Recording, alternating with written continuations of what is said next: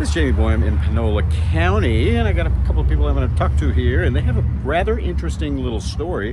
This is Ricky and Reili Brewer. How you guys doing? Good. How are you? And there's all kinds of random buildings behind you. Why? Where are we? What's going on here? This girl here was gifted a box stand for her harvest, so we had to come get it. And that's it right there on a trailer. And yeah, a guy named David Aguilera builds these things, and he just saw the story we're about to relay to you, and just decided out of the goodness of his heart to give you guys a deer stand. Yes, sir. So obviously you're hunters. Yes, sir. And this is your daughter. It is. And she so far has done better than you this year. Yeah, she'll always do better than me on this one. So there ain't no topping this one. So, why don't you go ahead and tell us a story? What happened? It was a cold, rainy day. Yes, sir. It was very cold. It was very rainy.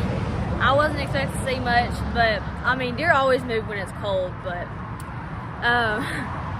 so we walked in the stand. It was about 2, and we got there, and it was like 2:30. We got settled down, and it was really cold, and it was raining a bunch. It was hard raining, and I took his.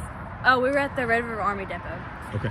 And I took his rain gear because I wasn't gonna get wet, so I was gonna make him suffer. Well, you know, father-daughter, that's kind of the way it works. Usually, Yes, I guess. sir. So I guess And- you just didn't have any good rain gear. No, right sir. there. Yeah. So you used Dad's. Yes, sir. Okay. So I used my dad's, so I was gonna stay warm and dry, and he wasn't. So, and it was getting around 5:50ish, 6ish. So he was like, I'm gonna go to the truck because I'm getting cold.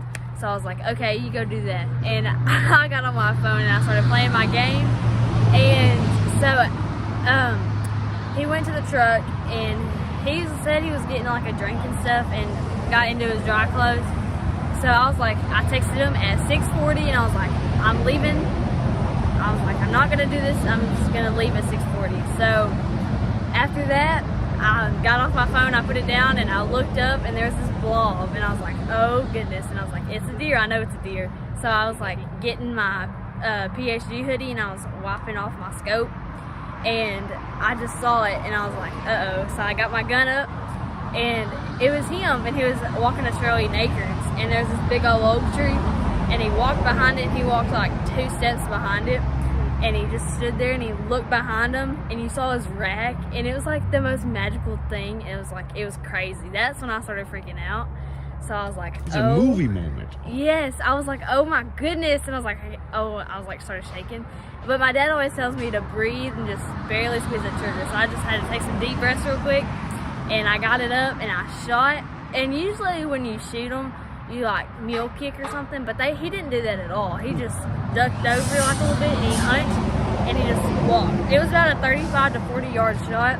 He walked about 15 yards from there where I shot him at, and there was a bigger wood pile, and he just dropped right there. And the first thing I did was call my dad, and I was like, Dad, I got him, you gotta come over here right now.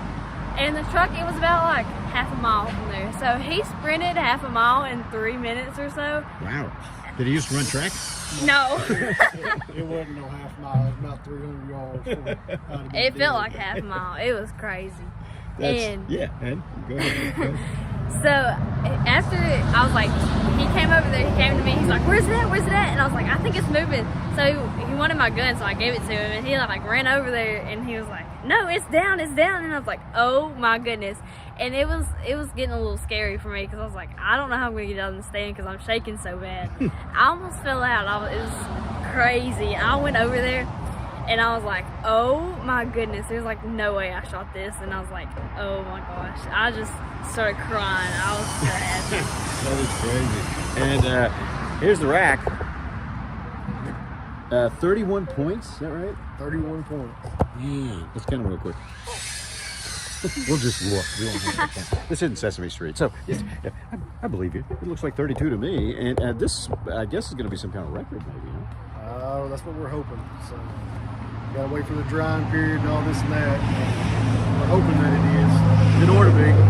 So this is one that you've been after for a little while, I guess, right? It is. I've been after this deer for a long time. Last year, he actually gained mass from last year and lost some stickers. He was 4th here last year, and here. Had a little bit more stickers on him, but he had made up for it in mass this year. And I've seen him one time in the daylight, and I drawed on him with archery equipment last year at 35 yards, and I couldn't get him to stop shooting. And after that, I hadn't seen him again until this year.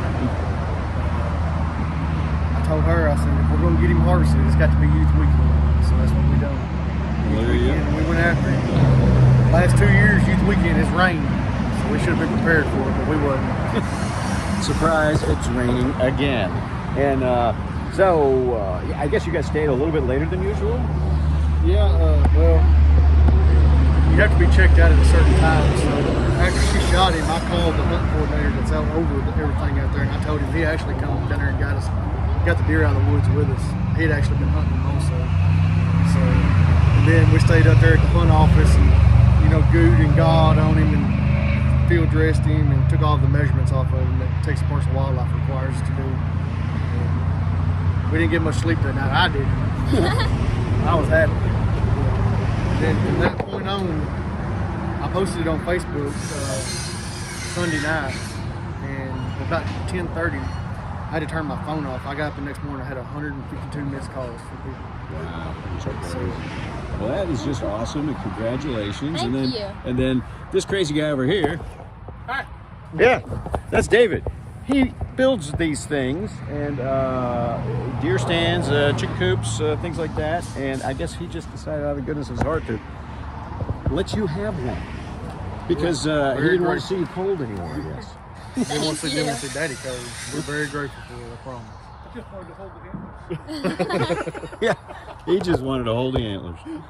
Well, there you go. Okay, that's quite a story, you guys. Thanks a lot. Thank you. And good luck to you. And maybe next year you'll get the big one. Yeah. We'll have more later on KLTV7 News and KLTV.com.